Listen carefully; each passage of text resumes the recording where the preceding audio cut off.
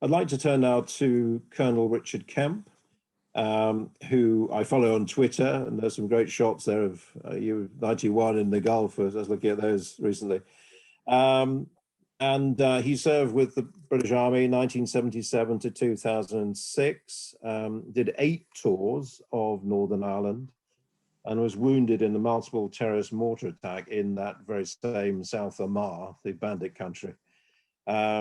He took command of British forces in Afghanistan in 2003, and then spent 5 years later in Downing Street as head of the International Terrorist Team, the Joint Intelligence Committee, very vital role with assessments and growing terrorist threats. So we're very honored to have him. Thank you, Colonel. And could you give us a few words?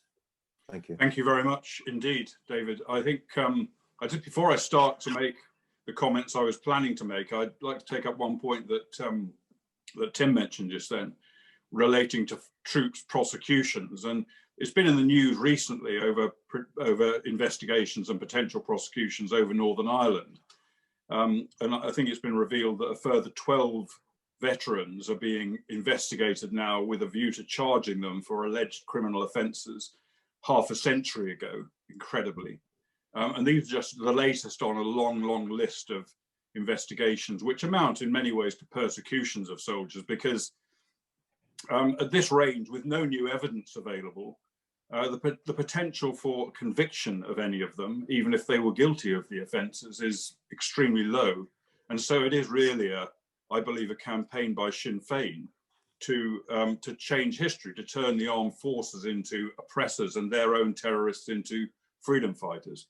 And I'm a member of a group called Veterans for Britain, which is chaired by Julian Thompson, General Julian Thompson, who commanded the Marines in the Falkland Islands.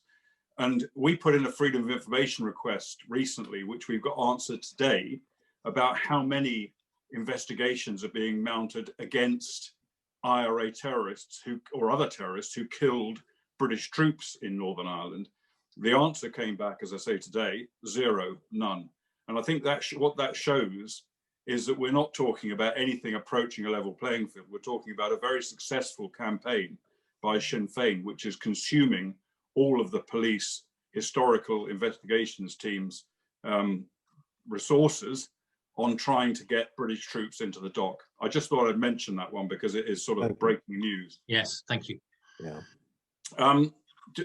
Turning to the issue of defence after Brexit. I mean, Brexit clearly brings a number of potential advantages to UK defence. And I think the first very distinct advantage is that we've managed to escape from an organisation that seeks greater and greater central power over member states in its mission to acquire superpower status.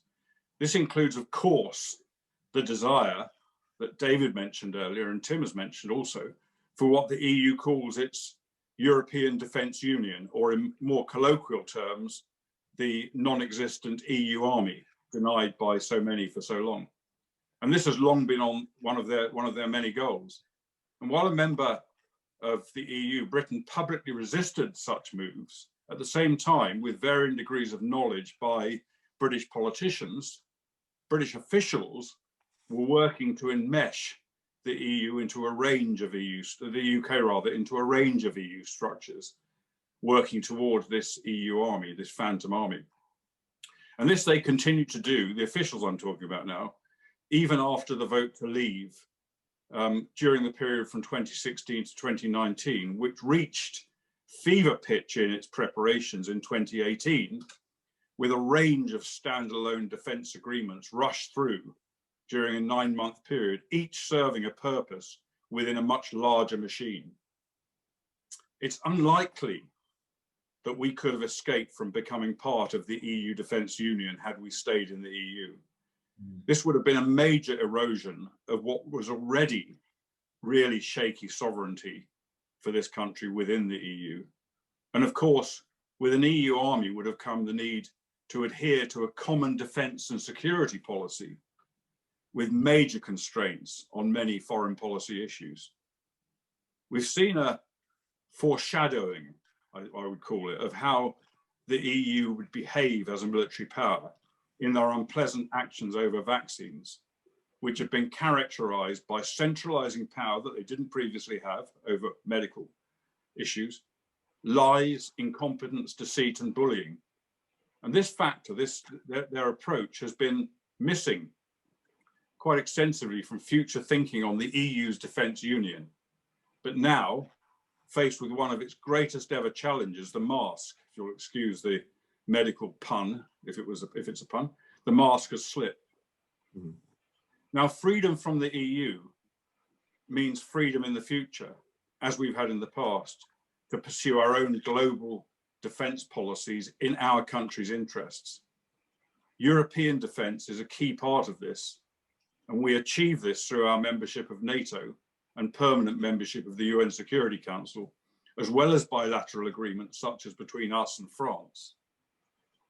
Now, another potential advantage comes in defence procurement, and that includes probably very importantly warship procurement. And I'm going to dwell a little bit, I'm afraid, in detail on this particular issue. It's not something that's hugely exciting, but I think it's very important at the moment. As a non-EU state, we should have the right to produce and purchase all defence equipment within the EU, should we wish to do so, creating countless jobs as well as bolstering our strategic self-reliance. I say it's a potential advantage because even with Brexit, we don't have that freedom yet.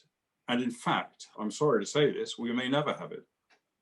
Britain was shoehorned into one of the EU's labyrinthine defence structures at the 11th hour of the UK-EU deal at the end of last year. Less than 2 weeks before we reached the deal with the before we reached the deal, the European Defence Fund was slipped quietly into the Horizon Europe programme, which is the EU scientific research initiative, which we'd already agreed to sign up to.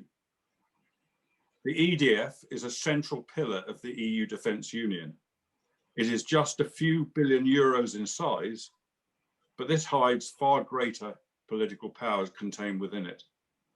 Official reassurances that we can cherry pick within Horizon Europe does not appear, from what I can see anyway, to be correct.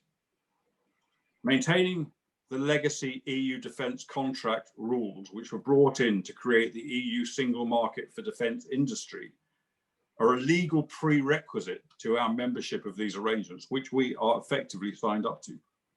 They prevent us from retaining defence contracts for the UK, except for a small number of sensitive projects. For example, at least 2/3 of our Navy and RFA fleet would not be classed as sensitive projects.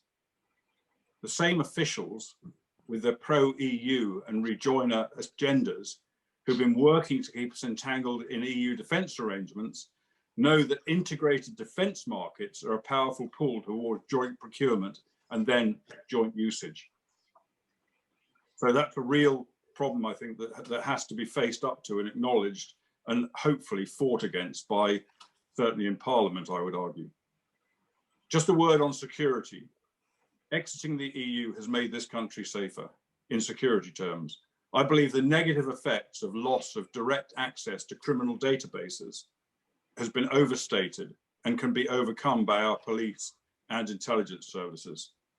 In any case, these negatives are outweighed by our new ability to exclude those with criminal and terrorist links from entering the UK, which hitherto was very hard for us to do, given laws on freedom of movement within the EU. With the rise of terrorism across Europe, which is continuing, this will become an increasingly important advantage for us over future years. Finally, there's little doubt that the greatest strategic threat we face today is from China. David mentioned that in his comments. Our position outside the EU allows us to protect ourselves against China without the constraints of EU foreign policy priorities, which, as David mentioned, seem to be drawing closer to China by the day. This means taking a much wider perspective, and we, unlike most European powers, still have the ability to do this, working with other international allies, as well as our European allies. The Prime Minister's proposal to build a new type of alliance during our G7 presidency this year is exactly what I believe is needed, with plans to create the D10 from existing G7 members plus Australia, South Korea, and India. The intended initial focus is on developing 5G telecommunications technology to reduce dependency on Huawei and the Chinese Communist Party. There is a need to broaden the objectives of the D10 to take on other aspects of Chinese expansionism, which threatens Western democracies everywhere. Just one example of the sort of action necessary is the planned deployment of the UK Queen Elizabeth carrier group to the Pacific. Among other things, it will patrol the South China Sea to defy, on our own behalf and on the behalf of our allies, illegal PRC sovereignty claims there. The alliance, the D10 alliance, should work to push back the authoritarians and radicals across the economic, cultural, political, cyber and technological spectrums and deny them access to critical infrastructure and technology, as well as opportunities for cultural subversion. I just want to say a brief word on NATO. NATO remains a critical alliance for our defence in Europe. The EU Defence Union would undermine the Atlantic Alliance, drawing away resources and duplicating functions. That is exactly what the EU intends in pursuit of their relentless goal of strategic autonomy as a superpower. Although they will continue to pursue their defence union without Britain, its potential is significantly reduced by our absence, which is why they've been working and will continue to work to enmesh us in their defence structures. I mentioned lessons from the EU's inoculation fiasco. When we declined to join the EU vaccinations procurement programme, many people, including Remainers and rejoiners here, warned us that we would suffer for it, losing the big bloc advantages. Events have shown that British nimbleness has outweighed the big bloc. This is not the same thing as defence, but there are comparisons, and history frequently shows us that in warfare, agility and quick action can beat the kind of ponderous, grinding mass which is likely to characterise the EU's approach to defence as well. Thank you.